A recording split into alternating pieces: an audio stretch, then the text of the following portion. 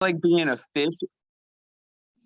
It's like being a fish in a fishbowl looking out. It's like you feel so trapped by the stress of just living and living this perfect life because that's what everybody expects out of you. And so you spend the whole time just stressing out over every little stupid thing, and you can't even enjoy where you're at. Well, it's like society's ran on fear. So it's like you're always thinking about the consequences of not doing something. So you're only ever thinking of that one thing, not to suffer the consequence. Like at San Angelo, man, looking back, I feel it was probably a pretty cool place. Like I know when I was in North Carolina that I'd go back to North Carolina heartbeat for vacation. It's beautiful. Yeah. Wilmington Beach. I mean, I know South Carolina's Myrtle Beach, but nonetheless, you can go all up and down that East Coast. Those 13 colonies, southern states, they got such history. And I'm into history like you are. And it's just like, man. Yeah. And then I was in Korea. That'd be cool as shit, man. And I'd love to go visit Seoul one more time for a couple of weeks and just truly embrace the culture, the food, and whatever it is they do. Yeah, exactly, man. And when we're there, we're so stuck in the 9 to 5 Monday through Friday. And like you said, worrying about every little thing and just trying to work towards the weekend till you can have a break. And so for me, like hunting when I was in Germany, that was a really cool way for me to connect with the culture because I went through the 10-week German hunting course and I actually got knighted as a Jaeger, as a hunter. Oh, there you And go. and it was really cool, man. It was this torchlit ceremony on in at this old cathedral, like this amazing place. And so you get they do the sword and they have you say the hunter's oath to swear to take care of the forest and the field and the animals and to become a steward of the environment. And so that for me was kind of an end to German culture because when they know if you're an American and you become a hunter, it's because you respect their hunting traditions and their culture and their heritage. And so imagine like being able to go to these kind of backwoods, they call them Treibjagd, these group hunts, where they have all the dogs out there and they have the hunting horns and everybody's wearing their lederhosen. And it's like this real traditional German experience that you only get to experience because you're a hunter and because they've accepted you into their culture, Yeah. it's a real honor, man. It's like that right there. If I hadn't have done that, I wouldn't have been able to experience Germany at all. It's pretty awesome. That's an awesome story, man. Yeah, Man, yeah. I look back on my life and I'm just so grateful for all of it that I have these stories to tell. Because it's all just been so surreal. And you know what I mean? Like when you really start to get to that point of self-reflection and you look back on your life, like do you look back on it, you're like, wow, like one, how did I survive? And two, like how did all these things come together in such a perfect way that me and you are sitting here having this conversation right now? Like it's when you think about it, it's just perfect alignment towards yeah. Well, now. well, a lot of it is the way we think. And I always tell people this, man. We always find a way to seek out the things that go bad so quickly, right? Things are going so horrible, whatever it may be, right? You look for what you find. But Mhm. man, there's a lot of great opportunities when you just want to think about it, right? Yeah, And I say this, you never know what could come your way or who could come into your life in a moment and you could just connect, or an opportunity that will completely send your life in a 180 turn, right? Like you were going north, exactly. now you're going south. Maybe you were homeless, now you're a million. Like there's so many crazy stories that Like happened. like you're retired from the Air Force and you go to Mexico one day and you get off the plane and you never fucking go home like that. Um, That's a and movie. Yeah, so for me, you mentioned that like these life changing moments that you can't predict at all. And so for me, my life has been a series of those because you know how it is in the military. You know, it's like Yeah. in the military, you just wait for the next life changing event. Like it's just a series of life changing events because you know you're going to PCS, you know you're going to have to meet all new people, you know you're going to have to start over. Like it's just part of the game, which I think is kind of a blessing for veterans or for people who have had that experience because it kind of creates that death and rebirth, that cycle of death and rebirth in us where we kind of have to kill off part of ourselves and or kind of leave part of ourselves behind and start over. But unfortunately we do it the wrong way because usually we add ego to it and we're adding layers to it and we're adding complexity to it each time. But in a perfect philosophical world, it would be a good thing because each one of those times would be an opportunity to completely reinvent yourself in a better way. But we don't look at it that way. We carry all our old shit from the last place into the new place. And we don't just Yeah. say, fuck it, I'm going to be different at this place, you know? Well, you know what's so crazy about? Like, I agree 100%. I'm gonna add the Bible into it, not out of a religious perspective or spiritual or anything like that. But it's crazy when you think about all those things that you just said and what would be the correct mindset to change it. Well, the Bible teaches that stuff in an indirect way, right? Like the surrendering, being like only thinking about God, which allows you not to think about the past. You know what I mean? So there's so many things that, Exactly. yeah, we need to have something like almost like an anchor. I think NLP, the neurologic linguistic programming, they use it as a reference to attention. Yeah. So you need an anchor in our life, right? We choose the anchor though, right? You gotta make sure someone else didn't choose your anchor without you realizing it. Because if you're being triggered by something and it's continuously happening, now you have an obligation to change it. If you don't, that's your own problem. Exactly. Exactly. Like you mentioned triggers and I love triggers as an indicator in myself because like whenever I'm Right? triggered, I know like the trigger to me represents there's a paradox. And I love paradoxes. I'm a big nerd, like you know, big brain. I love going in. Every time I find a paradox, it's cool. What I mean by a paradox is a trigger is represents a difference between how I believe things should be and how things are. And so that difference creates that moment of suffering, which is the trigger. And so it creates this dualistic situation. And so my job is to say, okay, what duality am I trapped in? What paradox am I trapped in? What trick is my ego playing on me right now?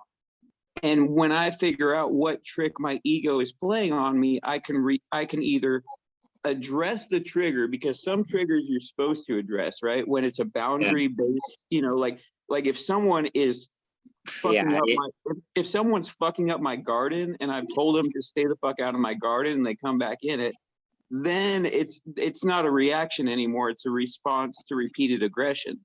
Yeah. Yeah. But that and that's not what I because that builds, you know, that's not like that sudden triggering like I want to kill him. That's a Yeah. building progressive emotion, you Yeah. know, healthy emotional reaction.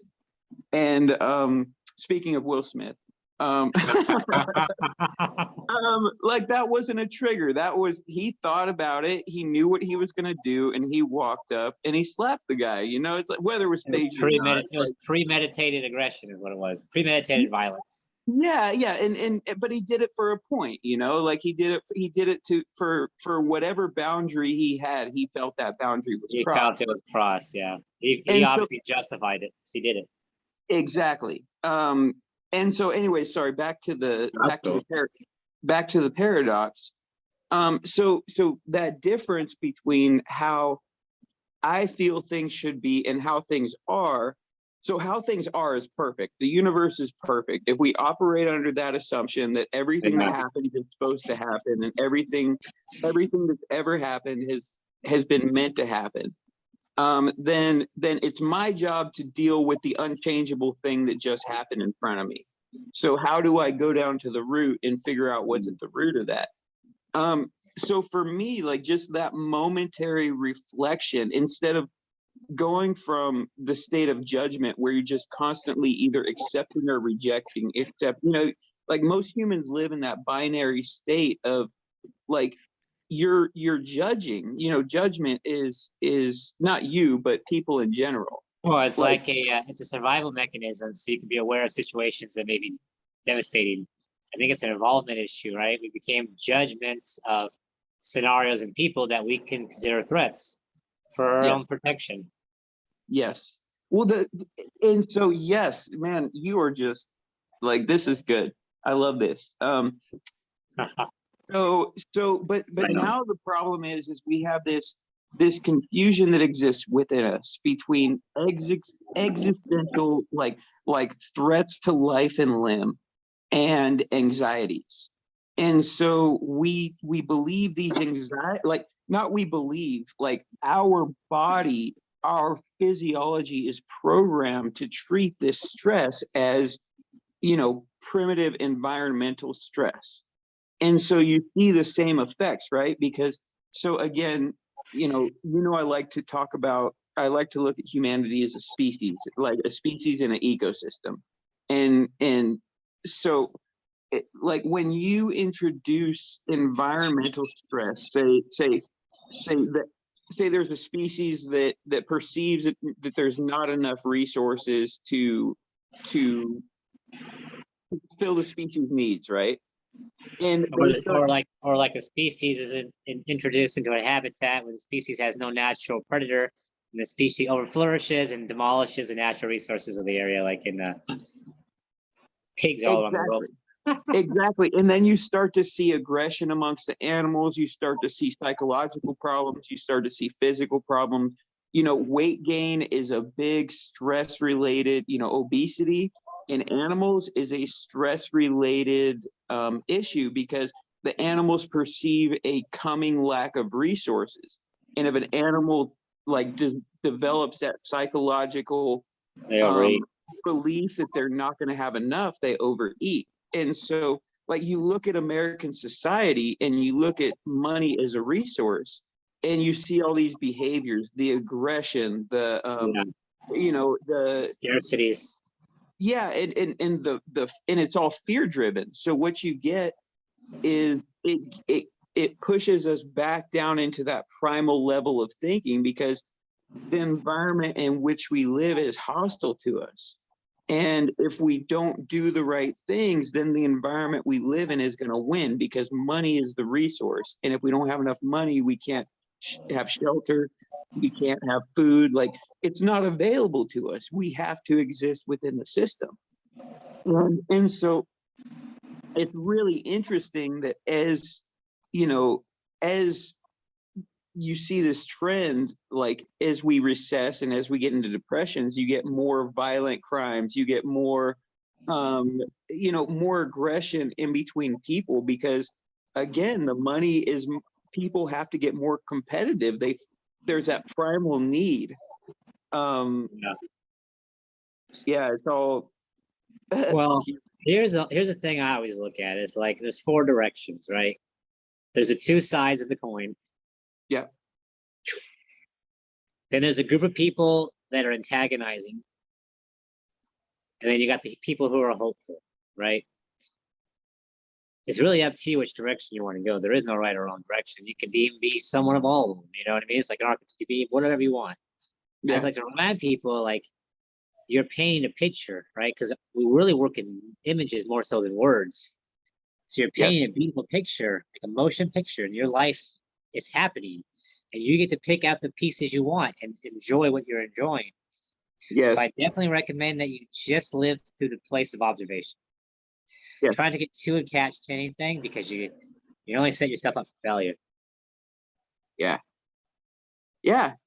And detachment, like that's what it's all about. And you said something a second ago, and I'm trying to replay it in my head, that so you said that, like, we live in images, and words, so the word image is one that I love, because You brought up the Bible, and that's the way I like to look at Genesis. The whole God created us in His image. Image, yeah.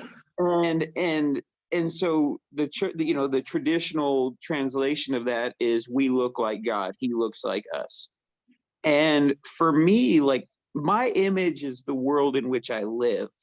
That is, it's like, if you look at it from a quantum standpoint, and the universe as you experience it is a reflection of you, then you exist within your own image.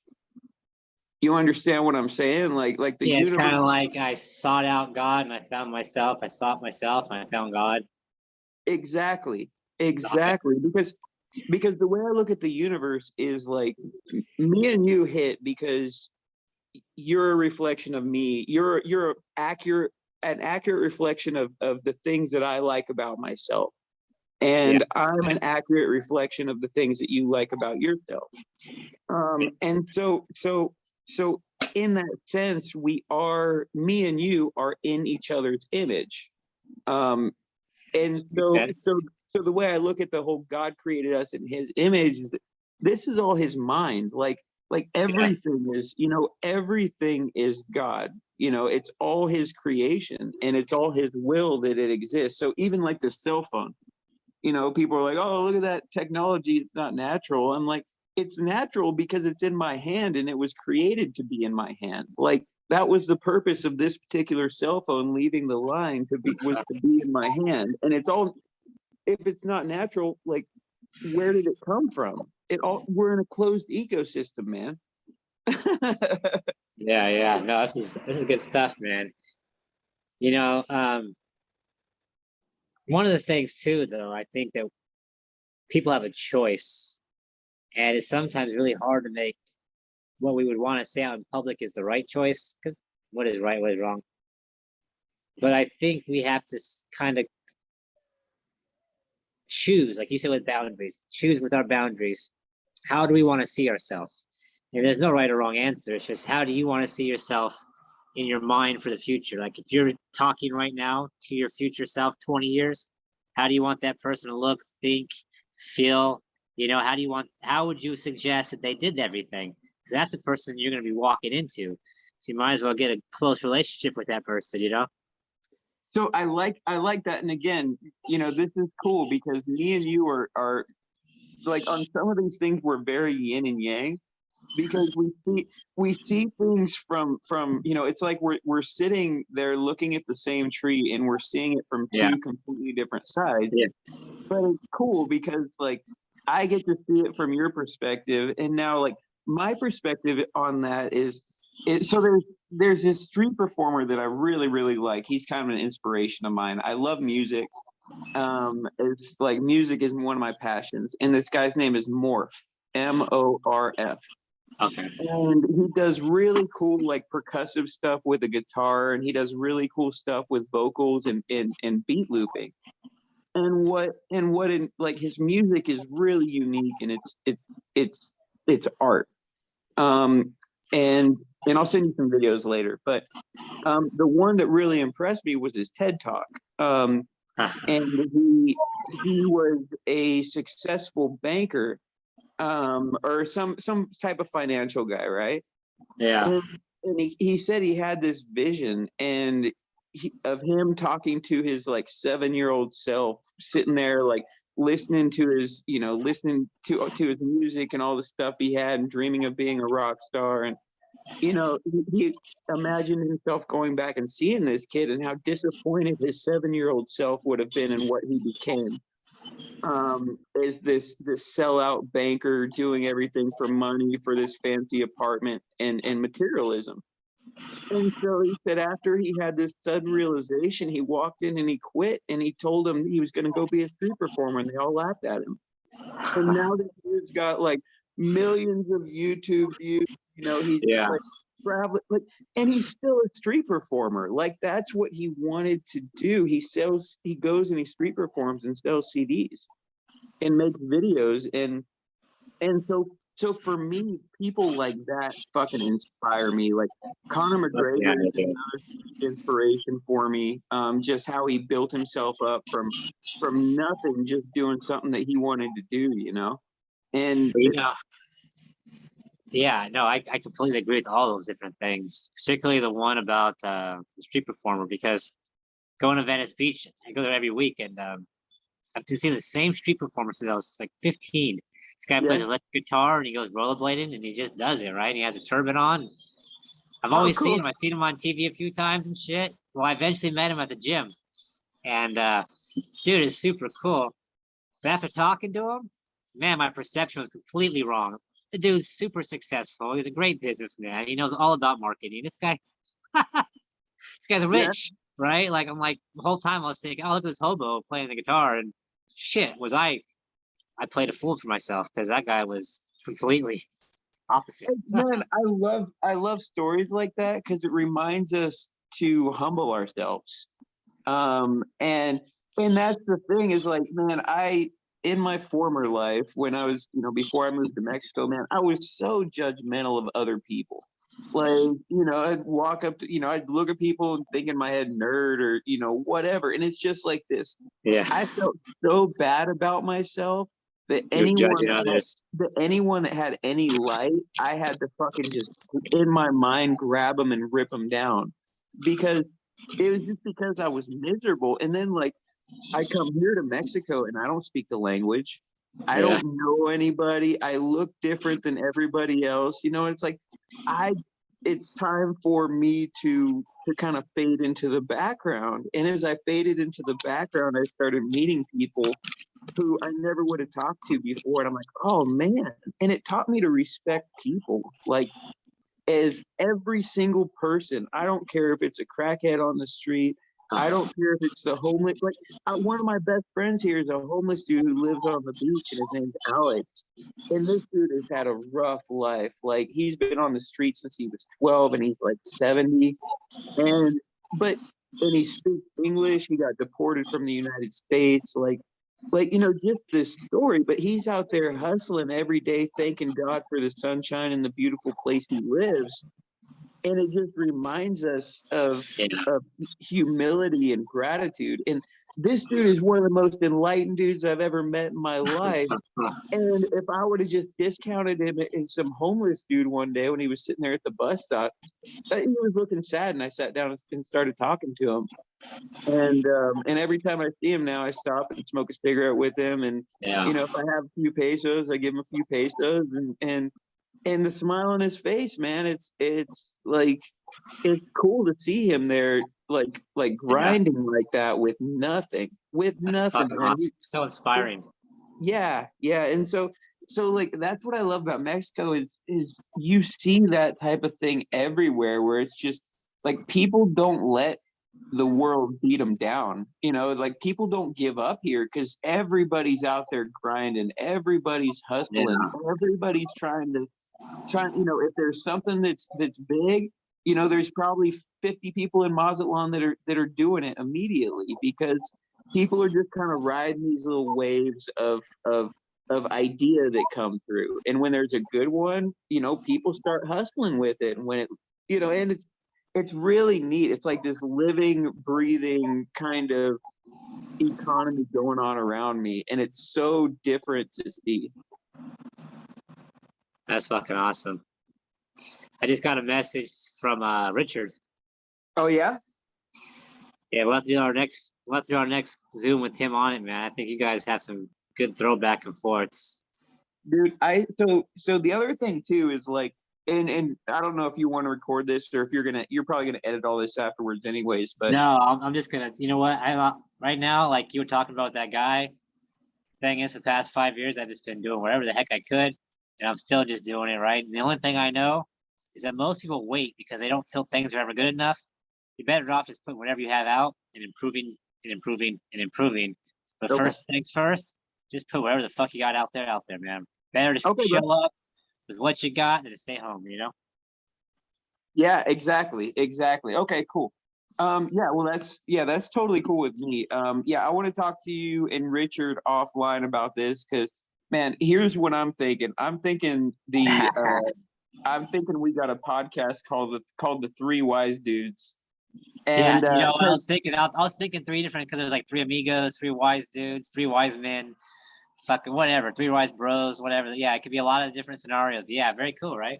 because Richard says he's a dudist, and I really Oh, I love the Big Lebowski, and I have no claim to any creed or religion, but I am that's totally, fucking if there awesome, was a man. religion, it's like if they stood me in front of there and had to pick a religion, I would either be a dudist or a Rastafarian. So You know, I thought about Rastafarianism back in the day because it is similar to Christianity, but it's it's more about like raw. I can't think of the king of. yeah, the Lion of Judah.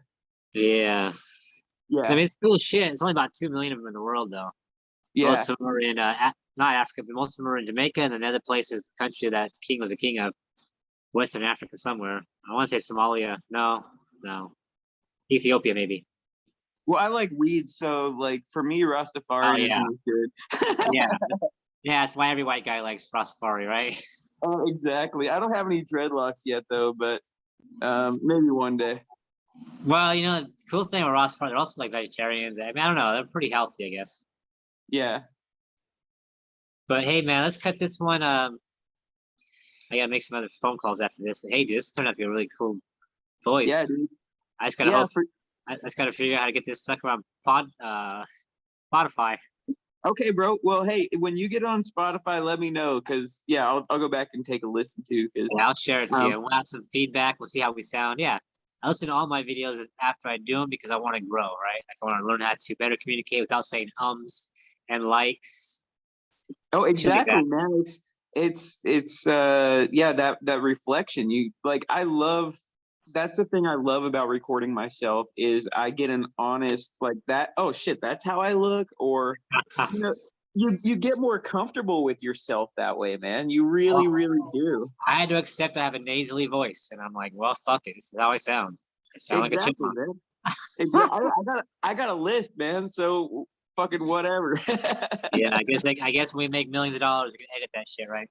Yeah, exactly, exactly. All right, brother. Well, hey, love Take you, care, man. man. Hey, thanks for chatting with me, though. I appreciate it, man. Okay, brother. Hey, anytime. Talk to you later. All right, bye.